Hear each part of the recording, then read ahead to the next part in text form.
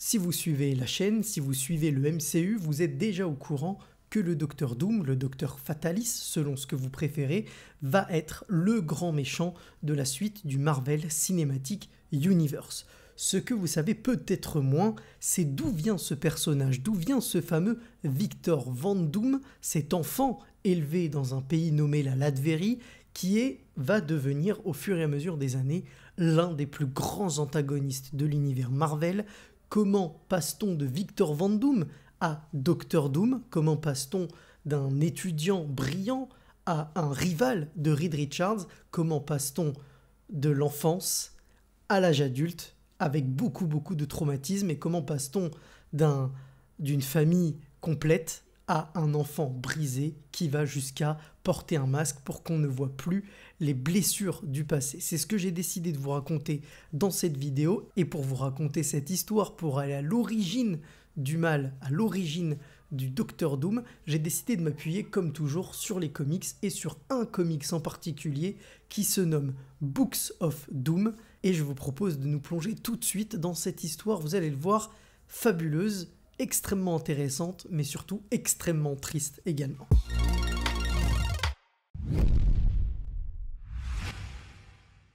Comme je vous le disais, dans cette histoire, dans Books of Doom, on va s'intéresser vraiment à la trajectoire complète de Victor, de son enfance jusqu'au moment où il va devenir le roi de Latverie. Durant son enfance, il est très proche de sa mère, une mère qui cherche à obtenir des pouvoirs pour aider à la fois son clan, persécuté par le baron, qui dirige la zone dans laquelle ils vivent, mais également pour aider son fils et lui offrir un avenir meilleur. Elle va obtenir ses pouvoirs et donc s'en prendre au baron. Mais en contrepartie, vous vous en doutez bien, on ne peut pas gagner des pouvoirs sans qu'il y ait une contrepartie, un prix à payer. Le prix à payer, c'est un démon qui va décider de prendre la vie de tous les enfants présents à ce moment-là. Un acte qui va pousser les autres villageois à chasser la mère de Victor avant qu'elle soit finalement retrouvée morte par son mari. Morte ou pas vraiment, on va voir ça un petit peu plus tard. Après sa mort, le père et le fils sont mis de côté par leur clan, par peur des représailles du baron. C'est là qu'à 4 ans seulement, Victor va s'imposer comme un leader en affirmant que si les membres de son clan décident de partir, il les retrouvera un à un et leur fera pire que ce qu'a vécu sa mère. Pas sympa, le Victor. Les années passent, Victor a 11 ans, il est craint par la plupart des autres enfants qui ne souhaitent pas vraiment se mélanger avec lui, sauf une qui s'appelle Valeria. Et si vous connaissez les comics, vous aurez remarqué que ce n'est pas un prénom qui a été choisi au hasard et qui n'est pas anodin pour tous les fans des 4 Fantastiques. L'histoire aurait pu s'arrêter là, celle d'un enfant qui perd sa mère et qui vit avec son père dans des conditions difficiles. Seulement, le père de Victor est médecin et le baron, encore lui, va décider que le père de Victor vienne tenter de sauver la femme du baron puisqu'elle est malade.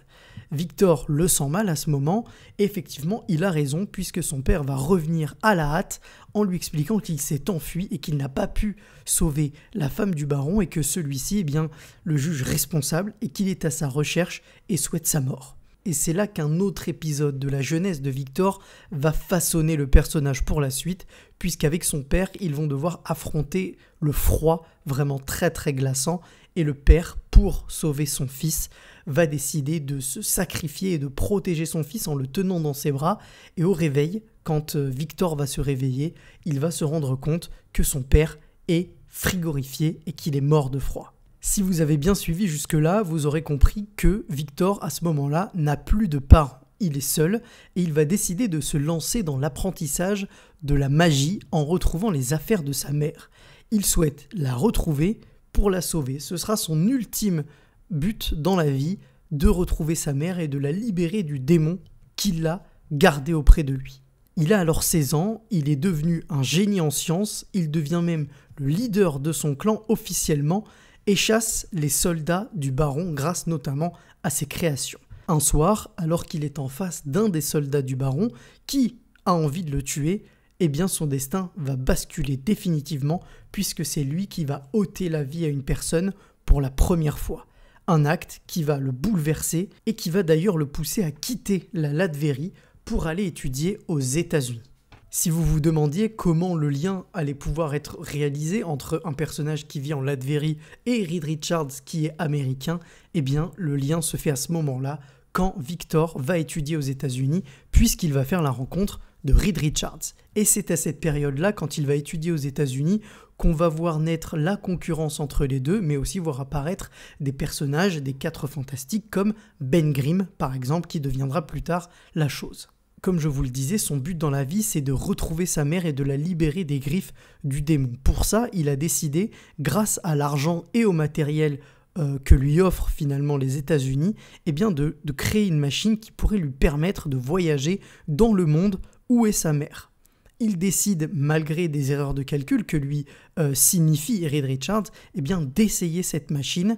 Il va donc être face à sa mère, mais également face au démon, et ne va pas réussir à la sauver, il va même être complètement blessé. Il décide alors de s'enfuir des États-Unis avec ses créations, puisqu'il est vraiment mal vu à ce moment-là, puisqu'il a carrément fait exploser l'université dans laquelle il est.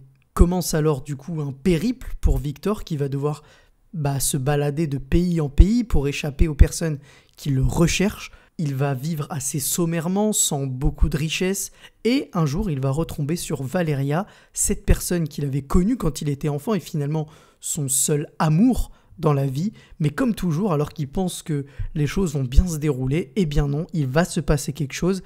Ils vont être attaqués par le KGB qui souhaite que Victor travaille pour eux, puisqu'à l'époque il travaillait pour les États-Unis et qu'il y a cette guerre entre les États-Unis et la Russie, eh bien le KGB veut que Victor vienne travailler pour eux. Sauf que Victor, à ce moment-là, il a compris qu'il ne fallait pas qu'il mette ses capacités au service de quelqu'un et il décide finalement de ne pas accepter la proposition. Et c'est à ce moment-là, alors qu'il est au bord de la mort, encore une fois, que son destin va à nouveau basculer puisqu'un homme qu'il pensait être un simple alcoolique, qu'il voyait, qu'il croisait tous les matins, va le sauver. Et avant de mourir, il va lui dire qu'il y a un endroit qu'il doit rejoindre pour apprendre la magie et passer au niveau supérieur s'il veut un jour pouvoir aider sa mère. Commence alors un autre périple pour Victor puisqu'il va se rendre dans les montagnes de l'Himalaya à la recherche de ce temple dont on lui a parlé. Avant de trouver ce fameux temple, il va devoir faire face au froid bien évidemment, mais également à des créatures légendaires comme le Yeti. Et encore une fois, il va échapper à la mort, comme quoi toute sa vie, la mort lui aura couru après et il aura à chaque fois réussi à y échapper pour enfin tomber sur ce fameux temple dans lequel il va trouver des gens avec qui il va essayer de se former. Et après 5 ans de formation, les moines lui disent que il n'a plus rien à apprendre, qu'il est même devenu leur maître.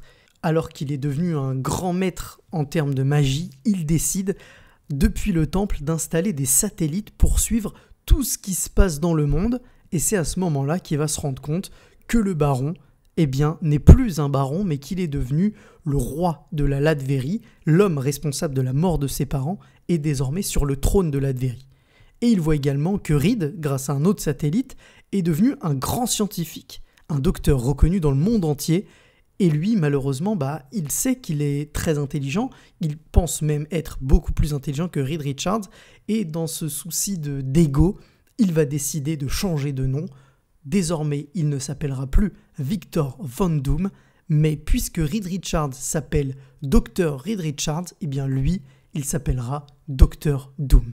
Et qui dit changement de nom va aussi entraîner le changement d'apparence. C'est à ce moment-là qu'il va demander au moine avec qui il est dans le temple de lui construire cette armure mythique, mais également de lui ajouter un masque qu'il va d'ailleurs poser sur son visage, encore bouillant, à peine sorti du feu, il va le poser sur son visage. Vous vous doutez bien de l'effet que ça peut avoir sur une peau. Adieu Victor, place du coup désormais à Dr Doom, et qui dit Dr Doom dit également retour en Latverie pour retirer le trône au baron qu'il estime ne pas mériter cet endroit. Et c'est lors de ce retour en Latverie qu'on va mieux comprendre la psychologie, la psyché de Dr Doom, qui aurait bien pu aller directement reprendre le trône à Vladimir, qui s'appelle du coup Vladimir, ce roi qu'il estime ne pas mériter le trône. Il aurait très bien pu y aller tout de suite en force, grâce à ses machines, ses robots, etc. et tout détruire, sauf que non, il décide, et c'est là où on voit que Dr Doom, ce n'est pas un rigolo, il va décider en fait que la rumeur se propage, qu'il arrive pour que en gros Vladimir de son côté commence à avoir peur. Il va finir par retomber sur les membres de son clan, celui qu'il dirigeait à l'époque, et leur dire qu'il va lancer une révolution. Si certains sont au départ un petit peu dubitatifs, il va finir par les convaincre et peu à peu, l'armée populaire de Dr Doom se met en place en secret en prenant ses bases dans un château en ruine à ce moment-là. Comme prévu, Doom, ses machines et son peuple avancent et peu à peu prennent l'avantage sur les troupes du roi qui est de plus en plus esseulé. Doom propose alors au roi de se rendre, ce qu'il refuse. Du coup, Doom décide de lancer l'attaque finale. Une des batailles qui va mettre à feu la Latverie. Au matin de l'assaut final, Doom avance avec ses troupes qui, depuis, ont été rejoints par des soldats du baron qui ont décidé de passer du côté du peuple, du côté de la Latverie, du côté des Latvériens, donc du côté de Dr Doom. Le roi, malgré cela, il pense que certains de ses soldats sont en infiltration et que si on leur donne un ordre, ils vont décider de trahir Dr Doom et de revenir avec eux, chose qu'ils ne feront absolument pas. Doom se retrouve du coup finalement face au roi et va le tuer. Il décide même, au lieu de s'installer à la place de ce roi usurpateur comme il l'estime, faire détruire ce château et faire des améliorations dans les ruines de l'endroit où lui avait démarré sa révolution. Suite logique, n'ayant plus de roi, la Latverie doit désigner un nouveau roi. Dr Doom est couronné, mais Dr Doom n'en a pas fini, puisque s'il a libéré son peuple, s'il a fait prospérer la Latverie, s'il est devenu le dirigeant du pays qu'il aime tant, eh bien il n'a pas encore réussi à sauver sa mère. Il décide alors de retourner voir le démon avec qui il va passer un deal. Une fois par an, il combattra face au démon pour espérer libérer sa mère. Et ce sera donc du coup son unique objectif tout le reste de sa vie, bien évidemment, en plus de ses affrontements avec les 4 fantastiques, vous l'aurez bien compris. Petit ajout par rapport à ce récit qui montre bien le côté sournois, pervers, assez froid finalement de Dr Doom, c'est que tout ce récit finalement, on va se rendre compte au fur et à mesure des pages que c'est une journaliste qui est partie interviewer toutes les personnes qu'a pu rencontrer Dr Doom. Elle va aller rencontrer des anciennes personnes de son clan, elle va aller rencontrer certains de ses soldats, elle va aller rencontrer certains de ses anciens ennemis, certains de ses anciens généraux. Et puis on va se rendre compte que, eh bien en Latverie, elle va avoir le droit de parler à toutes ces personnes-là, jusqu'au moment où elle va même avoir le droit, eh bien, de voir le visage de Dr Doom. Elle lui dit, pour que mon reportage soit exceptionnel, il me faut ce scoop-là, il me faut votre visage. Ce que Dr Doom va décider de faire, il va lui montrer son visage. Et puis elle pense avoir le scoop définitif, elle repart, et à ce moment-là, on se rend compte qu'elle est enfermée dans les cachots du château de Dr Doom, puisque on va lui faire comprendre que toutes les personnes qui se sont approchées de Dr Doom, toutes les personnes auxquelles il a pu se confier, qui en savent un peu trop sur lui, eh bien, finissent enfermées dans le château et ne pourront jamais raconter cette histoire. Et je trouve le twist excellent. Voilà, je vous ai raconté l'origine du mal, comment un enfant qui était aimé par sa mère, par son père, va finir par basculer, pas dans la folie, mais dans la haine de certaines personnes, comment il va finir par chercher jusqu'au bout à sauver sa mère et, via son objectif, devenir l'un des plus grands antagonistes de l'univers Marvel, le Dr Doom. Voilà, si cette vidéo t'a plu, n'oublie pas de la liker, de la commenter, de la partager et également à t'abonner. On approche gentiment des 7000 abonnés, donc si tu peux être le 7000e, pépite, je te remercie. Merci à tous, on se retrouve très vite. Ciao.